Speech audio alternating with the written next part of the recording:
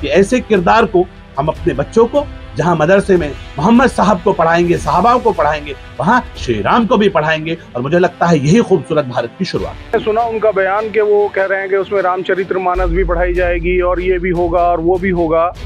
खोल लें अपने लिए कोई स्कूल। और बहादुरी इसमें नहीं है कि वो मदरसे में रामचरितमानस पढ़ाएं, बहादुरी इसमें है कि वो सरस्वती शिशु मंदिर में कुरान की तालीम कराएं।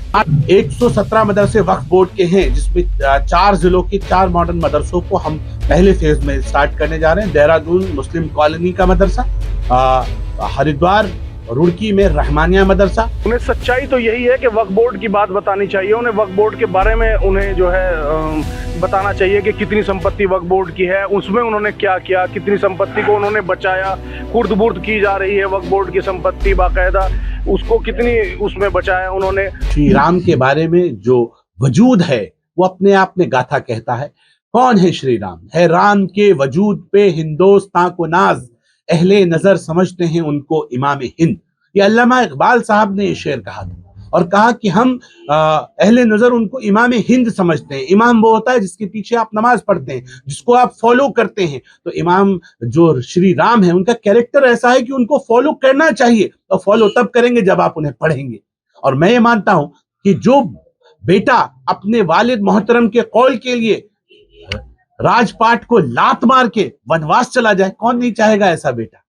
कौन नहीं चाहेगा ऐसा बेटा?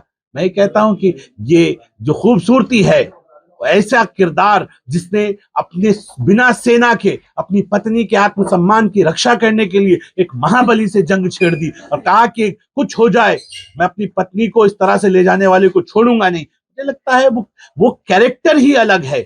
श्री राम का जो किरदार है, मैंने बड़े आयम्मा से बात की, उन्होंने कहा ये किरदार नबियों वाला किरदार है, ये किरदार बड़ा किरदार है। इसलिए मैं ये मानता हूं कि ऐसे किरदार को हम अपने बच्चों को, जहां मदरसे में मोहम्मद साहब को पढ़ाएंगे, सहाबाओं को पढ़ाएंगे, वहां श्री राम को भी पढ़ाएंगे। और मुझे लगता है यही खूबसूरत भारत की शुरुआत है। हमने कहा कि क्योंकि सिलेबस में संस्कृत है तो हम संस्कृत भी पढ़ाएंगे। जब हमने कहा कि हम एनसीईआरटी का सिलेबस पढ़ाएंगे तो हम सब कुछ पढ़ाएंगे अपने बच्चों को। और हमारा मानना है एनसीईआरटी के सिलेबस में जो जो आएगा वो हम अपने बच्चों को पढ़ाएंगे। अब मेरे बच्चे को, क्योंकि मेरे नबी ने फरमाया था अगर आपको इल्म हासिल करने के लिए चीन तक जाना पड़े तो आप जाइए, और इसलिए हम ये मानते हैं कि इल्म हासिल करने के लिए आपको जो मजहब, जिस समाज की किताबें, जिस भाषा की किताबें पढ़ने की आवश्यकता पड़ेगी वो पढ़ेंगे, लेकिन अपने बच्चों को हम कामयाब बनाएंगे। हमने अपने मदरसों का नाम डॉक्टर एपीजे अब्दुल कलाम साहब के नाम पे रखा है। अब मेरे बच्चे डॉक्टर हाफिज कुरान के साथ साथ डॉक्टर, इंजीनियर, फिलोसोफर और साइंटिस्ट भी बनेंगे।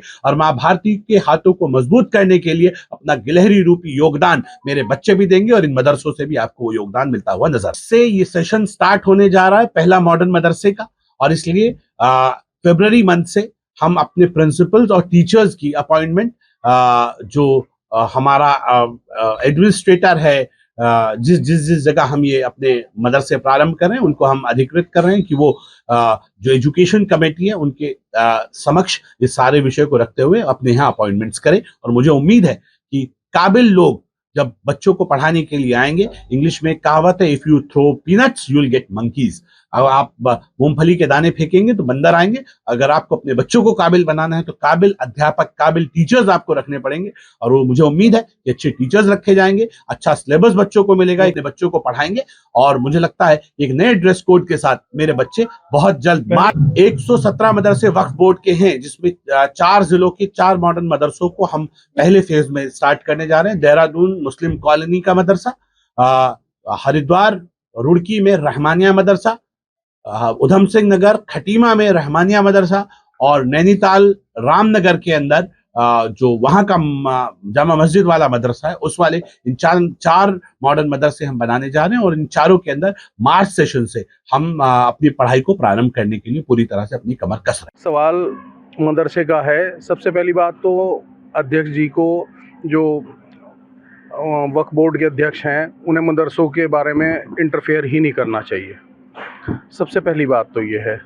लेकिन उन्हें बहुत शौक़ है मदरसों का, मजहबी मामलों का, उसमें इंटरफेयर करने का। ये काम आलिम दीन का है, उन्हीं को छोड़ देना चाहिए। हमारे आलिम दीन पिछले 1400 साल से इस काम को आगे बढ़ा रहे हैं और इंशाअल्लाह वही इसे आगे बढ़ाएंगे।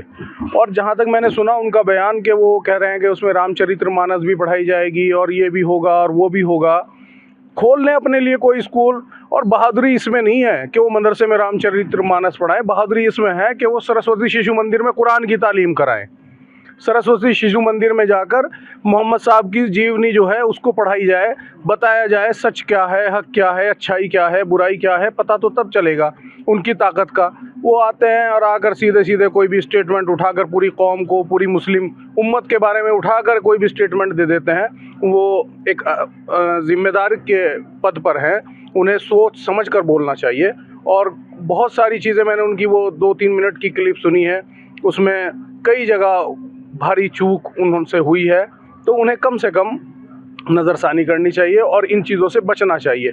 हम तो आपके माध्यम से यही कहेंगे उनसे कि वो इस पर गौर करें और मजहबी मामले जो हैं वो हमारे जो मजहबी पेशवा हैं उनके ऊपर छोड़ दें। अगर मदरसे बहुत परेशान हाल है मदरसे, उन पर कोई देखिए, जहाँ तक हमारे मदारिस का सवाल है, जितने भी मदरसे हैं यहाँ पर, वो ज़्यादातर मदरसे चंदे के ऊपर पूरी कौम उम्मत मुस्लिमा उसको अपने चंदे से, अपने ज़ाती फ़ंड से इन मदरसों को चलाती है।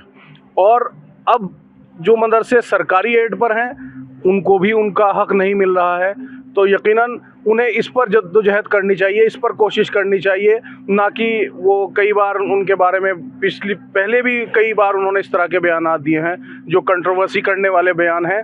तो मैं उनसे यही कहूँगा कि वो कंट्रोवर्सी की बात ना करें, बल्कि बात वो करें जिसमें कौम का भला हो, पूरी इंसानियत का भला हो, पूरी मानवता का भला हो। उन्हें सच्चाई तो यही है कि वक्फ बोर्ड की बात बतानी चाहिए, उन्हें वक्फ बोर्ड के बारे में उन्हें जो है बताना चाहिए कि कितनी संपत्ति वक्फ बोर्ड की है, उसमें उन्होंने क्या किया, कितनी संपत्ति को उन्होंने बचाया।